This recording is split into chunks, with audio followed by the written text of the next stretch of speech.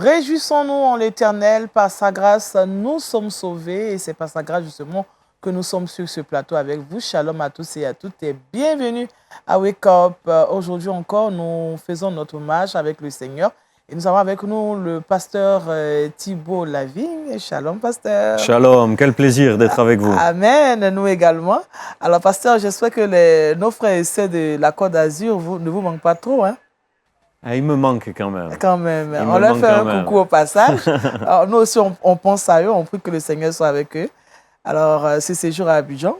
Ouais, très heureux, très heureux. Je repars avec plein de bons souvenirs, des photos. On va parler de vous à l'église dimanche. D'accord. Et continuer à prier pour vous. Amen. Que Dieu vous bénisse. Merci, pasteur. On va aussi méditer avec vous. On va aussi méditer avec vous. Amen. Alors, qu'est-ce qu'on verra? Alors aujourd'hui, on va parler de sortir du péché. Sortir du péché. À partir de la lettre aux Romains, chapitre 6. Parfois, c'est difficile de sortir du péché. On est beaucoup ténaillé. C'est une question très sérieuse, très importante, mais tellement bénissante. Quand on est sorti du péché, qu'est-ce qu'on est heureux, qu'est-ce qu'on est bien. Ouais. Au fond, si Jésus se contentait de pardonner nos péchés, mais de nous laisser dans nos péchés, ce serait quand même dur la vie. Ce serait quand même misérable.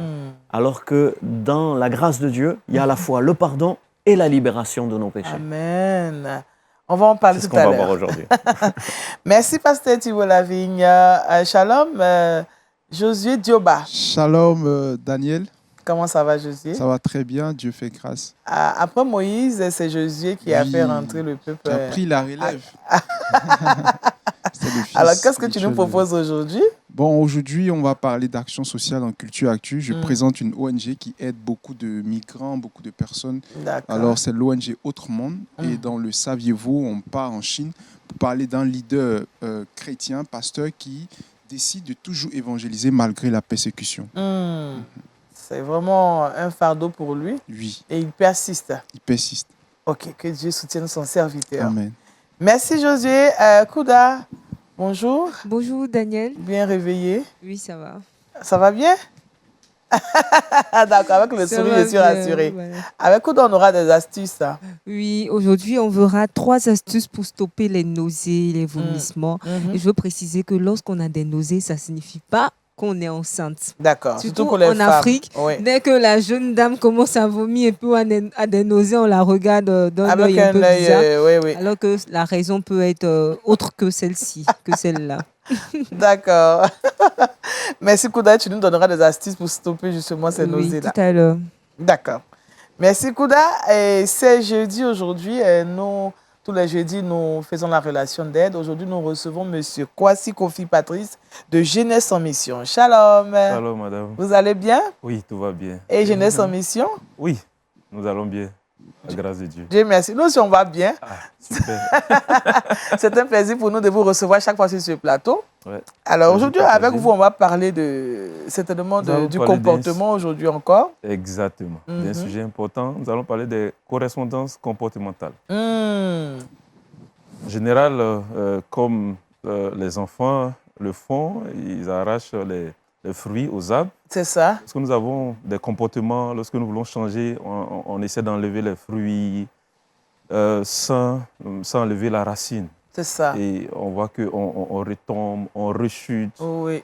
On oublie qu'il y a des correspondances. Il y a des choses qui produisent des fruits. Oui.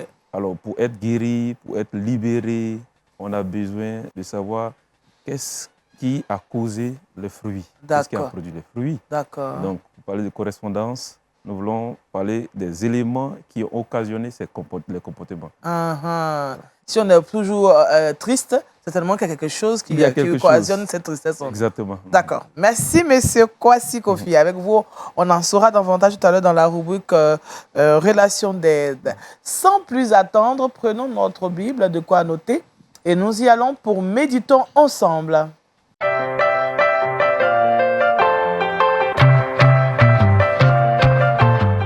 Avec le pasteur Thibault Lavigne, nous parlons de péché. Il s'agit de sortir du péché. Et le texte d'appui, le chapitre 6 de Romains. Voilà. Pasteur? Merci beaucoup. En effet, la grâce de Dieu est venue jusqu'à nous en Jésus-Christ. Et en nous faisant rentrer dans la grâce, Dieu nous accorde le pardon, mais aussi la libération.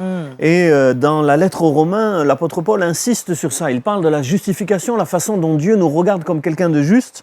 Mais après avoir parlé de la justification, il nous présente aussi la sortie du péché. Dans le chapitre 6, il pose la question, il dit alors la grâce de Dieu a surabondé, mais est-ce qu'on va rester dans le péché? Au verset 1, au verset 15, est-ce que parce que la grâce de Dieu s'est manifestée, on va rester dans le péché?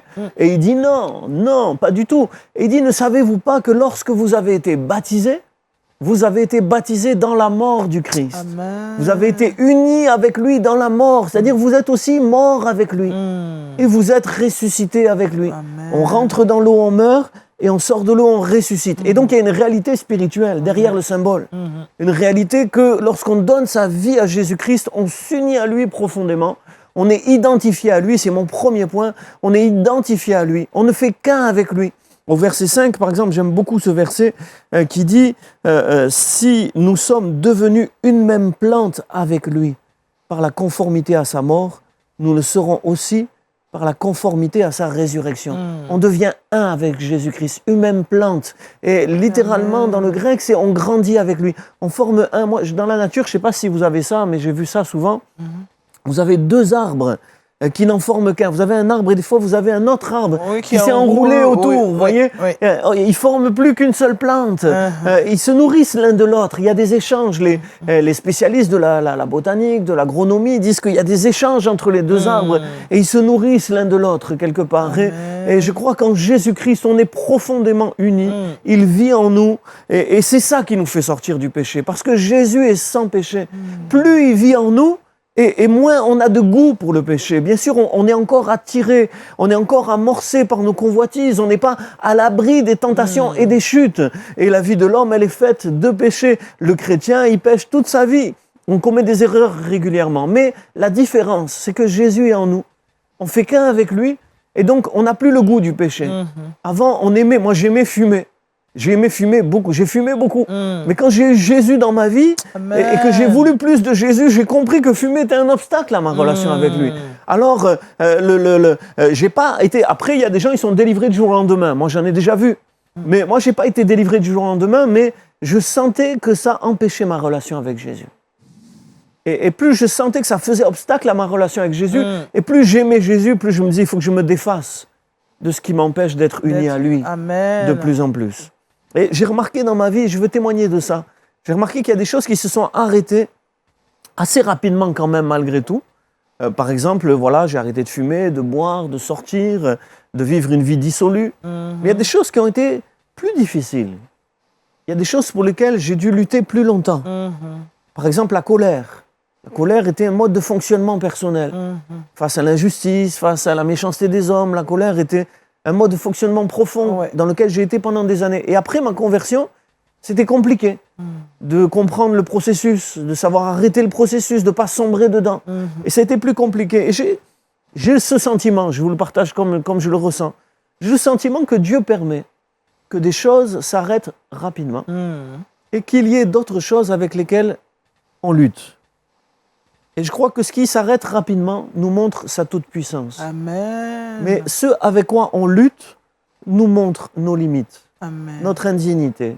Et on a besoin de comprendre sa toute-puissance, mais on a aussi besoin de comprendre la profondeur de notre péché, les racines profondes du péché dans la vie des hommes. C'est une leçon. C'est une leçon pour se comprendre soi-même, pour ne plus juger les autres. Je crois qu'à chaque fois que j'ai chuté dans ma vie, ça m'a aidé à ne pas juger les autres. Amen. Et Dieu, des fois, je pense, même a permis certaines chutes pour que je comprenne que je suis de la même nature que les autres. Amen. Et que c'est sa grâce qui nous sort du péché. Tous nos échecs, finalement, doivent nous conduire à ses pieds et à ce constat. J'ai besoin de plus de Jésus et de moins de moi. Et donc, c'était mon premier point. La vieille nature est crucifiée avec lui et une nouvelle nature est née, elle est là, elle se déploie dans la communion avec lui. On a besoin de s'identifier et de s'unir à lui. C'était mon premier point. Deuxième point, dans la lettre aux Romains, on voit qu'on a besoin de changer de regard sur soi-même. Et le verset 11, qui sera le verset clé pour aujourd'hui, « Ainsi vous-même, regardez-vous comme morts au péché et comme vivants pour Dieu en Jésus-Christ notre Seigneur. » Non seulement on a besoin d'être unis à lui, mais on a besoin de changer le regard qu'on a sur soi-même. Et ça fait partie de la délivrance. D'autres traductions disent « Considérez-vous comme mort au péché, regardez-vous, estimez-vous ».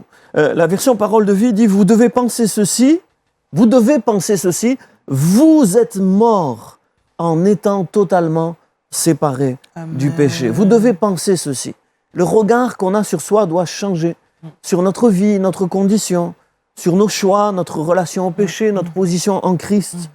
On doit mourir à certaines choses et revivre à d'autres choses. On doit intégrer la vérité spirituelle de l'union avec Jésus dans notre propre regard sur nous-mêmes. Intégrer ces choses, le prendre en compte dans notre vie concrète. On est vraiment mort au péché avec Jésus quand on lui donne sa vie. On est vraiment une personne nouvelle. Mais pour que ce fruit, cette bénédiction se répande dans notre vie, ça doit passer par le regard qu'on a sur soi. Or, malheureusement, souvent le regard qu'on a sur soi passe plus par le regard des autres que par la parole de Dieu. Amen. Et que par le miroir de Jésus. C'est face au miroir de Jésus qu'on doit se regarder.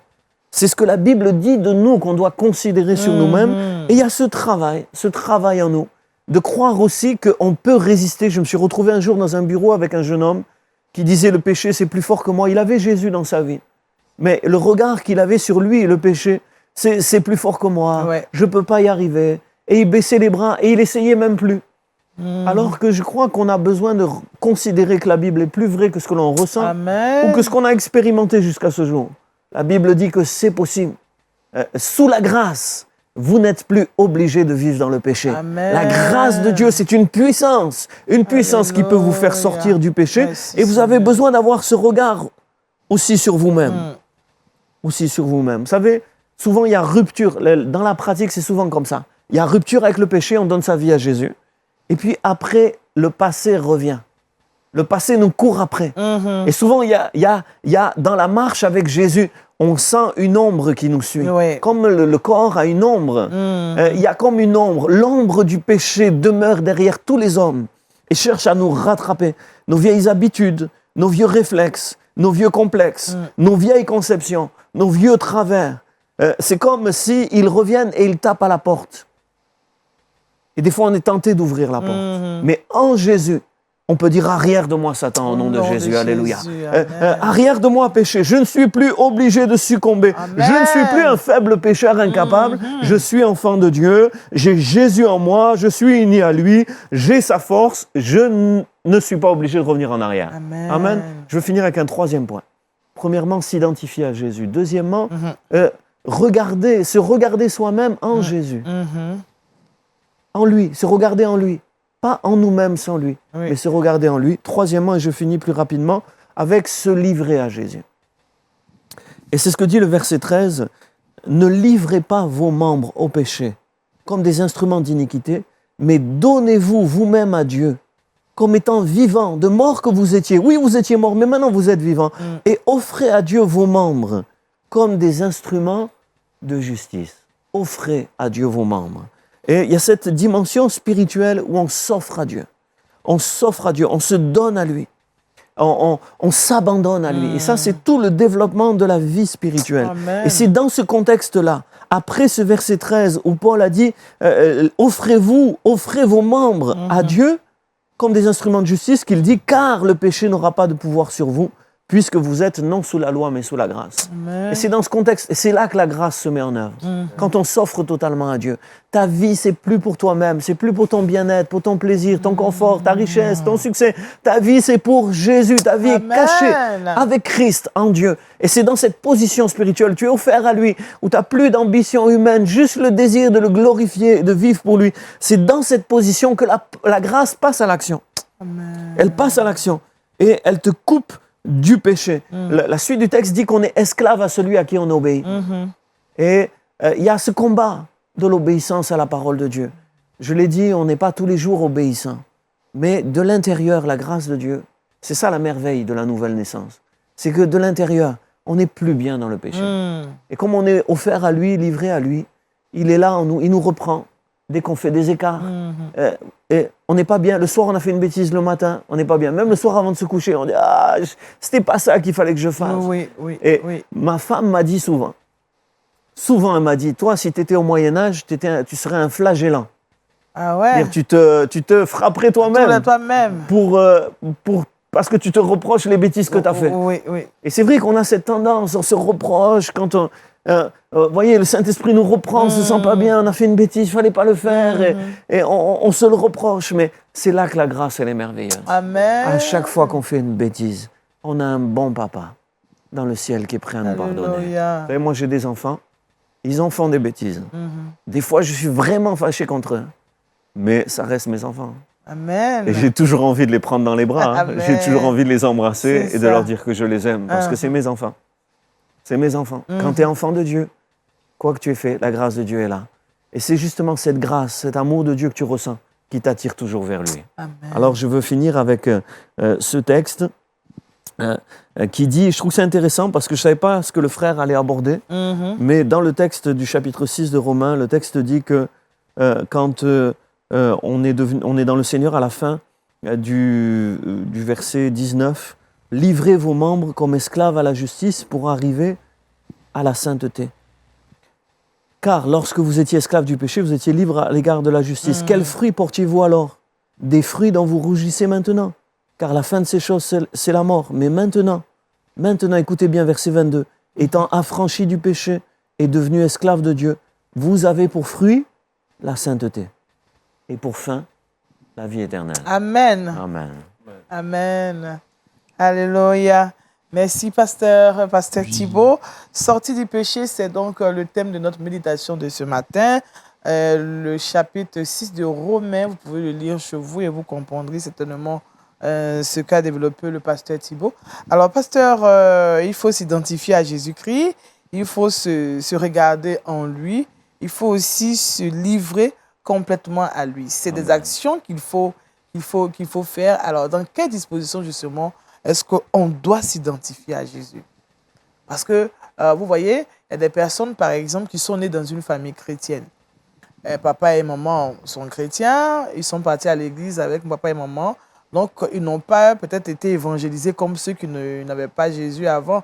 Donc, mais ces personnes-là, malgré le fait qu'elles soient parties à l'église plus tôt, bon, on a l'impression qu'il n'y a pas cette identification. Et oui. Qu'est-ce qu'il faut? Et on a besoin d'ouvrir les yeux sur qui est Jésus vraiment. Et c'est vrai qu'il y a beaucoup de choses qui voilent Jésus à nos yeux. Des fois, les gens religieux, des fois nos parents, des fois des stars qu'on admire, des fois voilà, les paillettes qui brillent dans les médias, la passion pour le football, je ne sais pas. Il y a plein de choses qui font que le cœur n'est peut-être pas assez attentif à qui est Jésus. Et on a besoin d'ouvrir les yeux sur qui il est vraiment. Quand le cœur a pu voir qui est Jésus, sa perfection, son amour, sa grandeur, sa gloire, quand on a découvert qui il est, on a envie que d'une chose, c'est de le suivre, c'est de le servir, c'est de lui ressembler, parce qu'il n'y a pas de plus grand modèle que Jésus. Amen. Tous les autres modèles, ils passent, vous savez, ils déçoivent, ils sont grands aujourd'hui, là, dans les médias, on parle d'eux, vous avez plein de noms aussi, j'ai remarqué que vous aussi, dans tous les pays, il y a des noms. Hein. C'est ça. Mais le nom qui est au-dessus de tout nom, c'est le nom de Jésus. Ça, il faut que le cœur s'ouvre pour le voir, c'est une action spirituelle du Saint-Esprit. Je suis désolé, mais c'est ça, c'est une expérience spirituelle profonde dont on a besoin, où on voit qui est Jésus.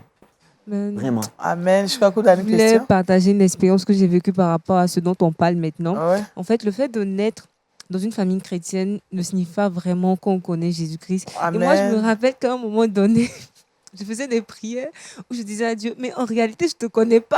Mais oui. Oui, je le disais sincèrement parce que tes parents te disent, oui, chaque matin, tu dois prier. Je dis, oui, mais je ne connais pas Jésus, en fait. C'est vrai que tu me parles de lui, c'est un peu comme si tu répétais ce qu'on te disait de faire. À un moment donné, quand je me réveille le matin, je dis, bon, écoute, on me dit de te parler. Non, je te parle, mais je ne te connais pas. pas. Donc, si tu veux qu'on ait une relation, il faut que tu te révèles à moi. Et quelques mois plus tard, quelque chose de beau s'est passé. Amen. C'est un beau témoignage. Donc, il y a eu le désir de vraiment le connaître, de le rencontrer. Parce que ça devenait une pression, une forme de culpabilité. Parce que tout le monde te dit autour de toi, mais Jésus est bon, c'est lui qui a sauvé le monde. Toi, tu n'as pas encore il t'a délivré du péché. Mais ok, tu le dis, mais dans mon cœur, il y a un vide. Donc, mais c'est quoi, si c'est l'un des défis même des enfants, des serviteurs de Dieu. Oui. Il y a ce qu'on appelle la conversion échelonnée.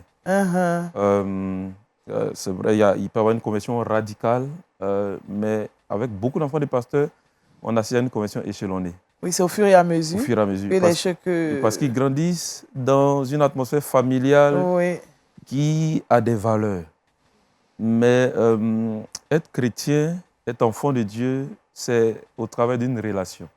Une relation, c'est le contact de deux cœurs. Amen. Le cœur de Dieu et le cœur de l'enfant. C'est ça. Donc l'enfant peut vivre dans une atmosphère où il y a des principes, il y a des valeurs, sans être en relation avec Dieu. Wow. Mais il est en relation avec les valeurs que les parents professent, mais il n'a pas de relation profonde avec Dieu. Avec Dieu. On a vu même dans le cas de Jacob, lorsqu'il a fui et lorsqu'il s'est retrouvé seul, il a prié, il a dit, si je vais, si tu m'accompagnes, si je reviens, l'Éternel sera mon Dieu. Amen. Il a fallu qu'il voie la main de Dieu, mais l'Éternel n'était pas encore son Dieu. Amen. Dieu s'est révélé à lui et l'Éternel était son Dieu. Amen. En ce sens que, pasteur, donc nous comprenons, pasteur Thibaut, qu'il faut vraiment s'identifier. Oui, c'est plus que Jésus est ma référence, c'est Jésus est mon ami. Jésus devient mon ami. Je suis uni à lui. Je suis uni à lui. Cette intimité avec Jésus. Oui. Parce que l'homme en lui-même, il est toujours attiré par le péché. Et on reste humain. On a des attraits. On a chacun ses faiblesses. Mais plus Jésus est en nous, Jésus, lui, il n'est pas attiré par le péché. Et si on est ami avec Jésus, s'il vit en nous, il met en nous, parce qu'il vit en nous, parce qu'on a une relation avec lui, l'amour de ce qu'il aime. C'est pas difficile. Quand on l'aime et qu'on est uni à lui, on aime ce qu'il aime. Amen. C'est ainsi qu'on se livre à lui, vraiment sans problème. Ah, vraiment, merci, pasteur, pour ce bien. Vraiment, ça. La parole de Dieu est vraiment quelque chose de fort. C'est une parole, je dis souvent que c'est la parole, c'est vrai que ça se dit, mais la parole suprême. Ça se dit, ça? Ça peut se dire? Oui, ça se dit. Ouais, la parole. C'est-à-dire que elle est au-dessus de tout. Elle va dans les profondeurs de notre âme. Vous savez, ça va plus loin qu'on ne le pense. Et vraiment, quand cette parole est libérée, il y a quelque chose qui se passe au plus profond de nous. Amen. Vous savez, le problème chez nous, je ne sais pas comment ça se passe ici, mais le problème chez nous, c'est que beaucoup de gens, ils croient en Jésus. Ils savent que c'est la vérité. Ils ont vécu des choses avec lui, mais ils ont négligé leur relation avec lui. Cette union profonde avec Jésus. Alors, comment cette relation doit se faire, justement? Moi, je crois que c'est important chaque jour. Comme chaque jour, on déjeune, chaque jour, on prend le temps de nourrir son corps. Il faut prendre le temps chaque jour de nourrir son âme. Amen. Et c'est un tête-à-tête, un cœur à cœur avec lui. Vous voyez, on regarde une émission comme ça, on est boosté, on est encouragé. Mais peut-être des gens nous regardent. Voilà, après, il va falloir éteindre la télé et se placer entre Jésus et nous. Amen. Et c'est là qu'on prend la force. Amen. On prend la force en lui. Des fois, chaque fois qu'on s'appuie sur nous, sur nos moyens humains, nos raisonnements, nos idées, on échoue pour qu'on apprenne à se dépouiller de soi-même, pour se revêtir de lui. Alléluia. Et c'est simple. Chaque jour, un tête-à-tête, un face-à-face. On lui parle, on prend le silence, on l'écoute, on lit la Bible. Voilà, ce cœur à cœur avec Dieu quotidien. Tout est là. Moi, c'est la richesse de ma vie. Amen. La richesse de ma vie. Toutes les richesses du monde ne remplaceraient pas ce cœur à cœur avec le Seigneur. Alléluia. Paul pouvait dire qu'il pourra nous séparer de l'amour de Dieu. Amen. C'est important. Pasteur, on va prier. Amen. Amen. Seigneur, merci parce que tu es accessible pour tous les hommes. Alléluia. Et pour ceux qui nous écoutent ce matin. Tu cherches leur cœur. Tu veux être un ami pour eux. Tu cherches cette relation, cette intimité, cette union avec toi. Merci, Seigneur. Oui, tu nous aimes tellement que tu veux vivre en nous. Et tu veux transformer nos aspirations, nos sentiments, notre vision des choses. Je prie de guérir ceux qui ont une mauvaise vision des choses, qu'ils puissent se regarder eux-mêmes comme morts au péché et ressuscités, vivants pour Dieu en Jésus-Christ. Que leur vie soit irradiée de ta présence et vraiment qu'ils soient livrés à toi. Amen. Que livrés à toi, ils te glorifient, qu'ils aient pour fruit la sainteté et pour fin la vie éternelle. Au nom de Jésus. Amen. Amen. Amen. Merci, pasteur Thibaut. On rappelle le thème sortir du péché. Romains chapitre 6, c'est un autre texte d'appui. Vous pouvez le lire et puis avoir un cœur à cœur avec le Seigneur. Alléluia. Nous allons donc tourner la page de la méditation et ouvrir celle de l'actualité culturelle chrétienne. On y va pour Culture Actu.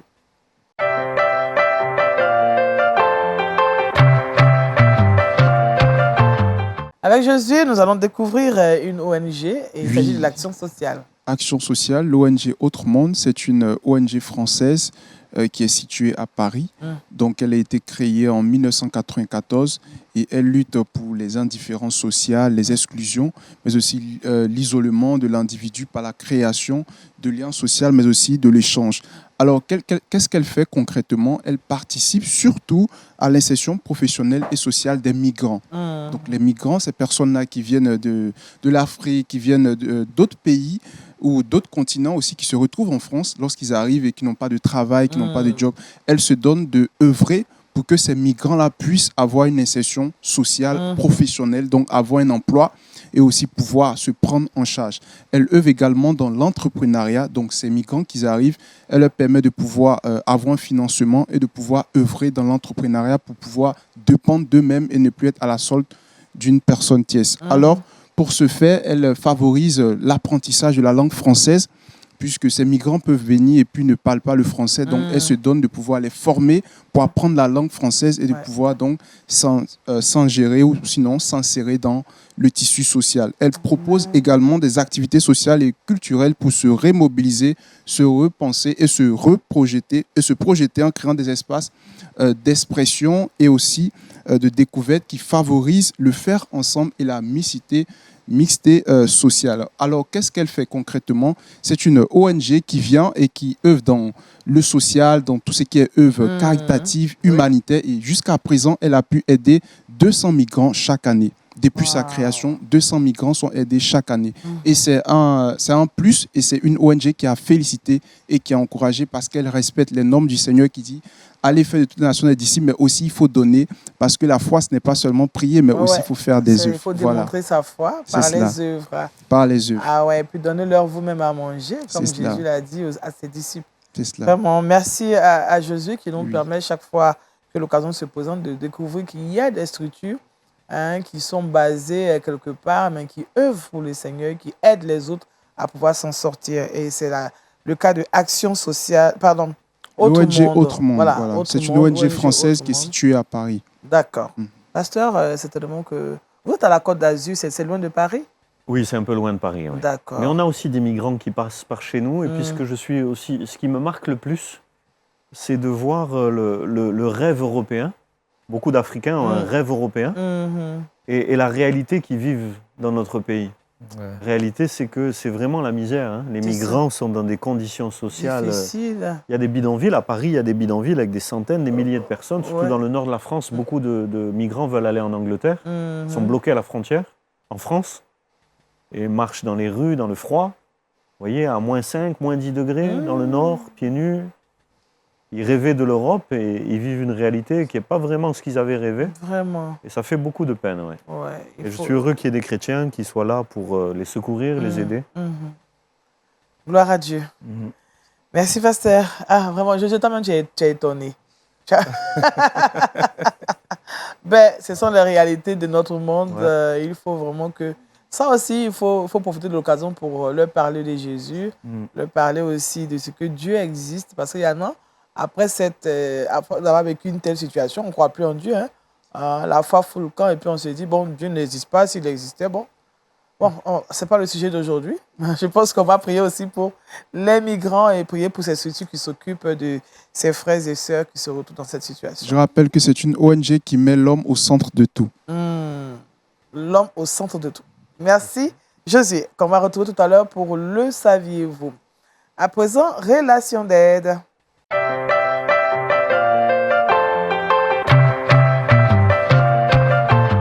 Alors, M. Kwasi Kofi, Patrice de Jeunesse en Mission, est sur ce plateau. Alors, M. Kofi Kwasi, je me rends compte que le monde a besoin d'aide. Tout le monde a besoin d'aide. Bon, vous qui êtes dans la relation d'aide, comment vous gérez ça? Très bonne question. Effectivement, tout le monde a besoin d'aide. Et en tout cas, on fait selon que le Seigneur nous donne la force, la grâce. Ouais.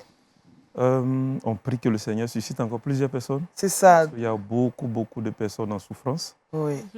En fait, tous les êtres humains ont des problèmes. Bien sûr. Mais les problèmes sont de différents niveaux et de différentes natures. C'est ça. Donc, il y a des personnes qui ont compris qu'ils ont des problèmes et qui luttent pour s'en sortir. Il y a d'autres qui n'ont pas encore compris. Voilà, donc là, c'est encore plus grave. Là, c'est encore compliqué. Donc, ceux qui ont compris, ils vont demander de l'aide. Ceux qui n'ont pas encore compris, ils vivent avec les problèmes. Malheureusement, il y a d'autres qui se suicident. Il y a d'autres qui s'égarent.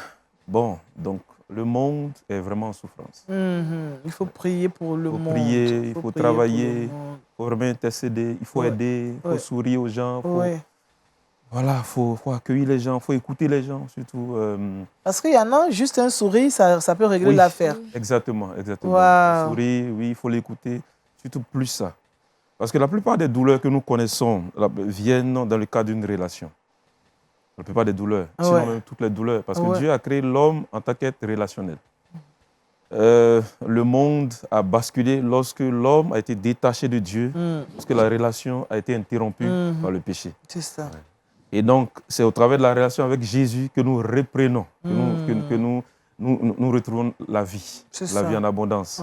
Jean chapitre 17, verset 3. Donc, la vie au travers de la relation avec Jésus. Donc, tous ceux qui sont blessés, qui sont troublés, c'est dans le cadre d'une relation qu'ils sont rétablis.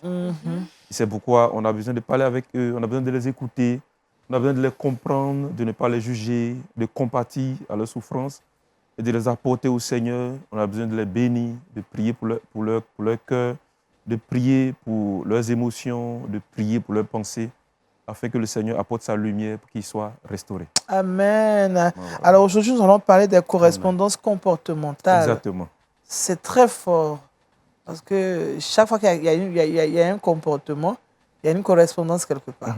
Alors, tout comportement est le résultat d'un processus. Autrement dit, le comportement n'est pas juste là par hasard. Tout comportement est le résultat d'un processus. Donc, nous devons comprendre d'où vient ce comportement.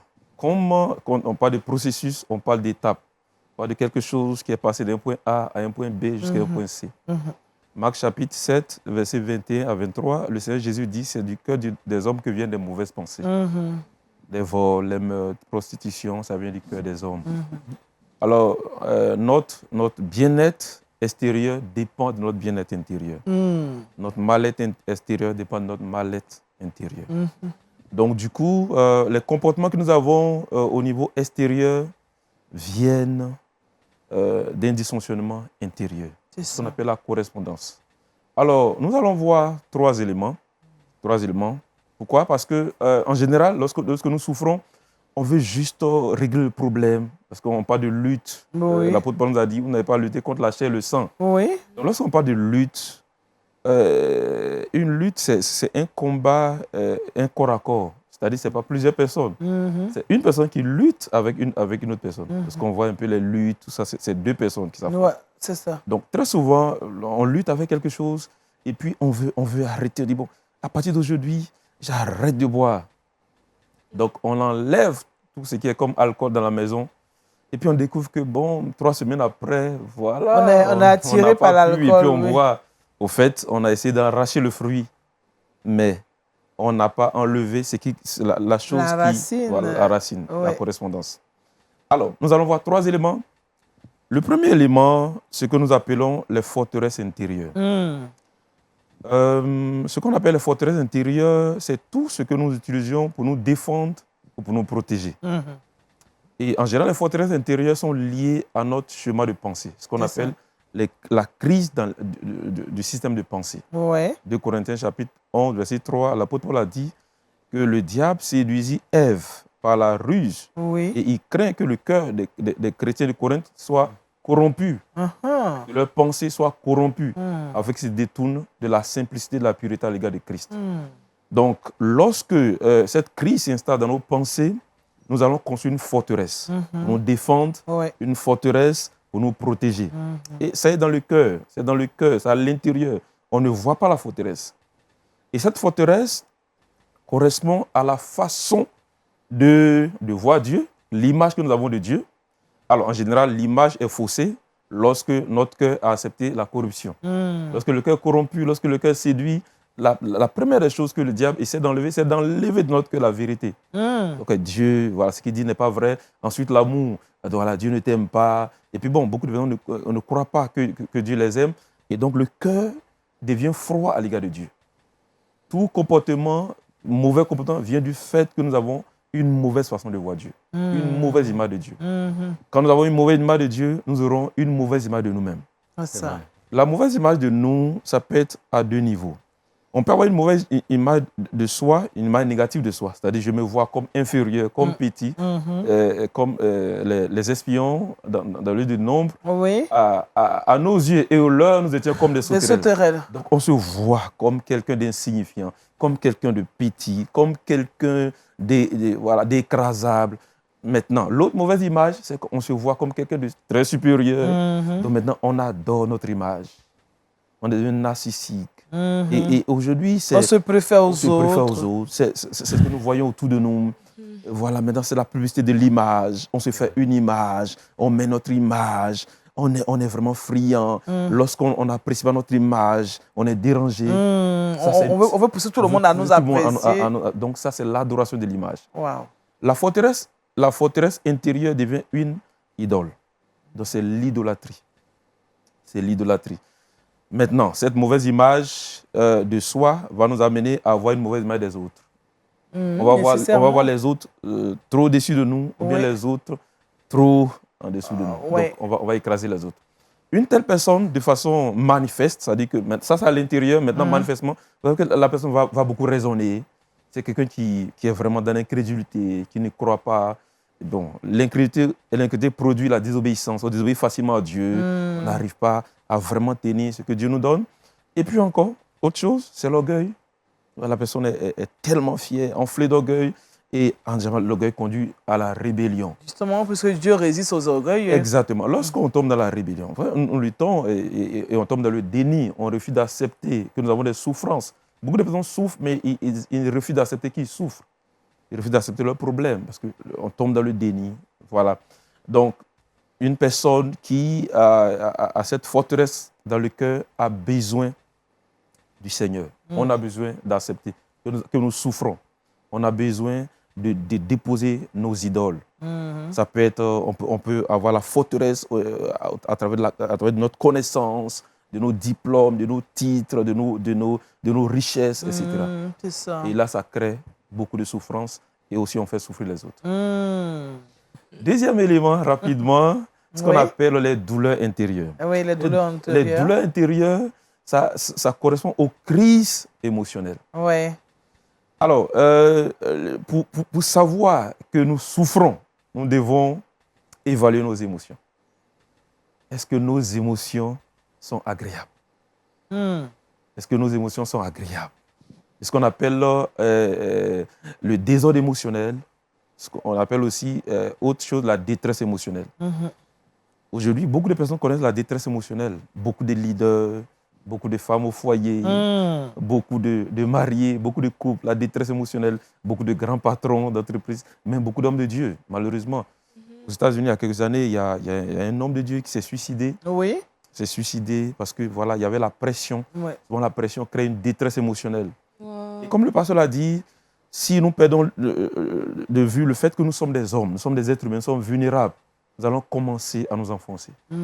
Parce que souvent, à cause du titre, à cause de la gloire, on oublie le fait que nous sommes des êtres humains. Et on a vu que David en a payé les frais. La détresse émotionnelle.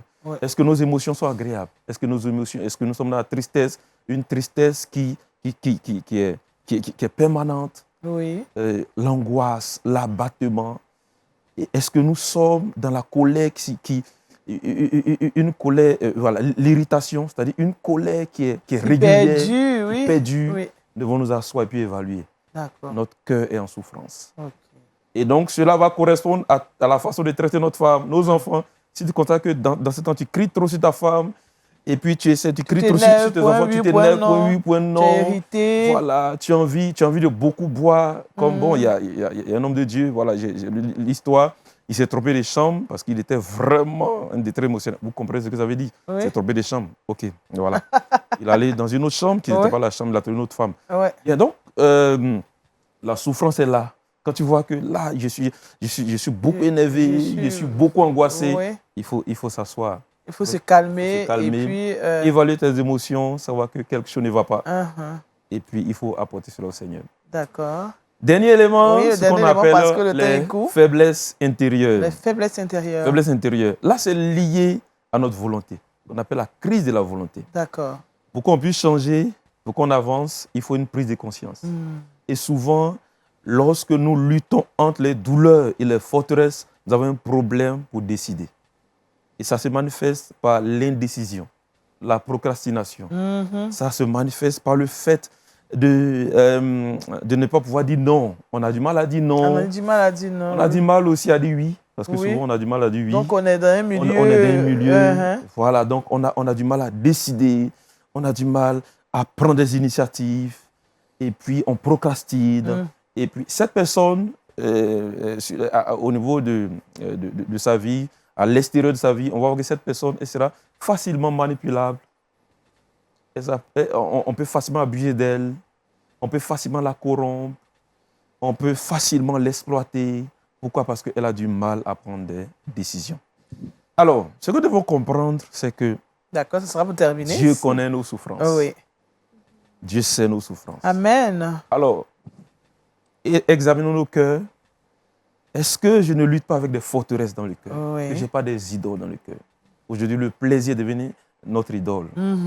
Est-ce que je ne lutte pas avec des douleurs, des ressentiments, des offenses que je n'ai pas encore fini de traiter? Est-ce que je ne suis pas chagriné? Dans le psaume 13, David a dit, pourquoi le chagrin est permanent dans mon cœur? Est-ce que le chagrin n'est pas permanent dans ton cœur? Pourquoi maintenant tu commences à battre ta femme, à injurer tes enfants? Le cœur souffre. Est-ce que je n'ai pas cette faiblesse de volonté? Le Seigneur veut nous donner la guérison. Amen. Il veut le faire, il peut le faire. À la croix, il a pris nos souffrances, il a pris nos douleurs. Venons juste à lui, déposons-lui nos souffrances et acceptons le repos qu'il nous donne. Cherchons de l'aide. Il y a quelqu'un qui peut nous aider. Amen. Allons voir quelqu'un qui peut nous aider. Un pasteur, un spécialiste, quelqu'un qui peut nous écouter, qui peut nous aider à découvrir ses forces, ses forteresses, ses faiblesses, mais aussi à s'en sortir. D'accord. Voilà, Amen. que Dieu nous bénisse. Amen. Monsieur Kwasi Kofi, vraiment, on aimerait vous écouter longtemps encore parce que là, ce que vous venez de dire est tellement profond. En somme, on doit chercher à se connaître, à comprendre ce qui ne va pas dans nos vies et le déposer au pied du Seigneur. Exactement. On peut le comprendre ainsi. Merci beaucoup, monsieur Kwasi Kofi. Avec vous, on a parlé des correspondances comportementales, pasteur. Ça va? Oui, je trouve que c'est très juste et très intéressant et ça rejoint un peu ce que j'ai partagé. Vous avez dit, je crois oui. que c'est quand même Dieu qui redresse nos pensées, Alléluia. nos raisonnements. C'est aussi sa présence, sa communion avec lui qui apaise nos émotions. Amen. Et c'est aussi dans la communion avec lui qu'on est fortifié dans nos résolutions, dans nos décisions, dans notre volonté. On se rejoint. Merci Seigneur. Alléluia. Dieu est Dieu et il est notre Dieu. Il est éternellement Dieu. Il nous connaît mieux que nous-mêmes et nous lui rendons toute la gloire. Merci à vous, monsieur Kwasi. Nous allons maintenant passer au Trickbox, tout de suite avec Kouda. Trickbox.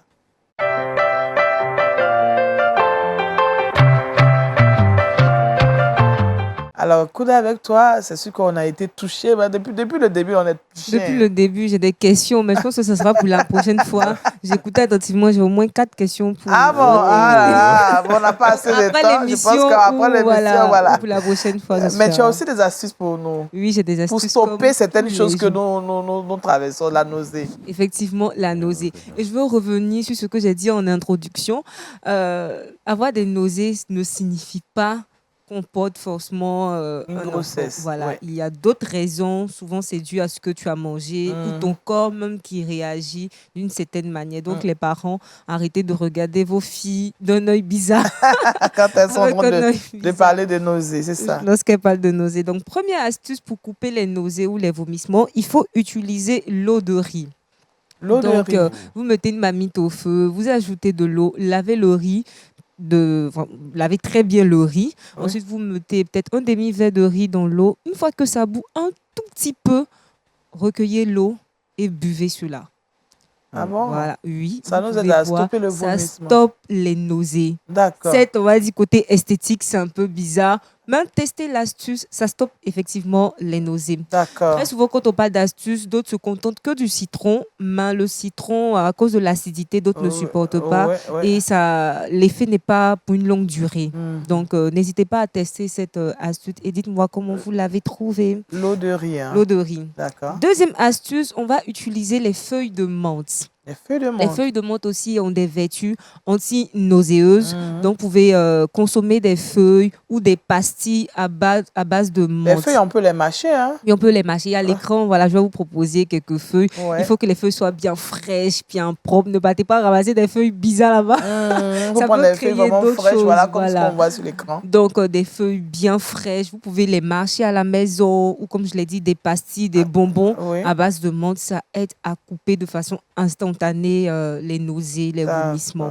Et on termine avec une dernière astuce. J'hésitais même en deux, mais bon, je vais partager celle-là. Vous pouvez consommer le gingembre.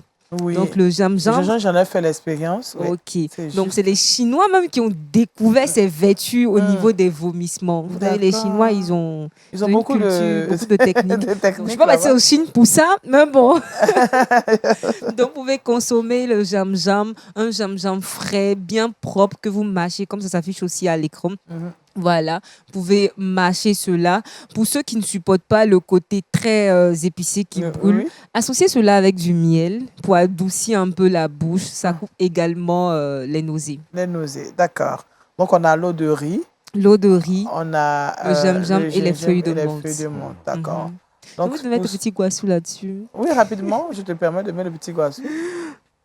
Voilà, la dernière astuce, c'est le jus d'oignon. Oui, le jus d'oignon aussi qui fonctionne pour les nausées. Donc, n'hésitez pas à consommer cela. Donc, il faut broyer l'oignon. Oui, l'effet instantané. Ça, le jus d'oignon, je veux dire, côté goût. Bon, je préfère les feuilles de menthe là. Je pense que ça m'irait mieux. En tout cas, merci à Kouda pour ces astuces, pour nous aider à stopper les nausées. Retrouvons Josué Dioba. Le saviez-vous?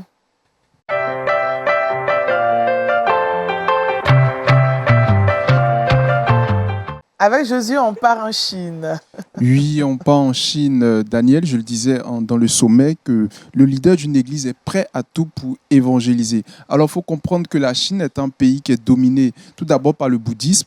Et dans ce pays-là, l'État a fait en sorte qu'il y ait une église qu'on appelle l'église officielle. Ouais. C'est-à-dire, l'église officielle, c'est quoi? C'est une église qui est régie par les lois ou les normes de l'État. C'est-à-dire, on fait à la manière de l'État. Ce n'est plus le Saint-Esprit, ce n'est plus Dieu.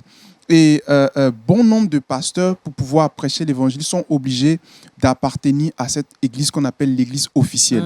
Mais il y a un tri où, comme il y a un pasteur qui a décidé de ne pas se conformer à ces gens-là, un peu comme Daniel, qui lorsqu'il a vu Nebuchadnezzar, il a dit non, je dois servir mon Dieu. Et ce dernier-là, on rapporte, il a été plusieurs fois arrêté. Donc, c'est un pasteur d'une église évangélique en Chine. Il était plusieurs fois détenu en prison, mais malgré cela, il continue de prêcher l'évangile. Alors, l'International Christian Concern rapporte qu'un dirigeant d'une église clandestine est prêt à tout pour propager l'évangile. L'homme a déjà été détenu plusieurs fois, comme d'autres chrétiens qui persistent dans l'évangélisation en Chine. Il affirme ceci: « Si je dois être incarcéré, qu'il en soit ainsi. Rien ne nous séparera de l'amour du Christ, déclare le pasteur. Il a su vouloir continuer à former des disciples tant que cela lui est possible. N'est-ce pas merveilleux, Daniel? Amen. Donc, c'est un exemple pour plusieurs qu'on doit suivre, et on doit aussi continuer à prier pour l'Église en Chine et dire que la persécution ne va pas nous empêcher de propager l'Évangile. Rien ne nous séparera de l'amour de Dieu. Amen. En tout cas, c'est une belle nouvelle. Hein. Nous prions qu'il y ait beaucoup de personnes qui ont ce cœur-là, aller partout dans toutes les nations pour faire des disciples.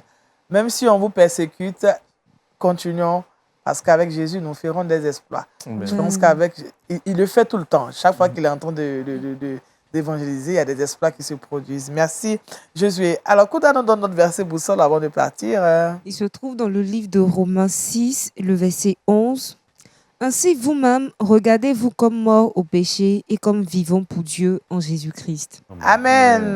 Merci au pasteur Thibault Lavigne, avec qui nous aurons médité la parole de Dieu dans le livre de Romains chapitre 6, le thème « Sortir du péché ». Merci à monsieur Kwasi Kofi qui nous a parlé des correspondances comportementales. Merci à Kouda pour ces astuces qui nous aideront certainement à stopper la nausée. À Josué pour toutes ces informations et à la régie qui nous a permis d'être chez vous. Moi, je vous donne rendez-vous mardi. Demain, vous serez avec Daniel Conan. Que Dieu vous bénisse.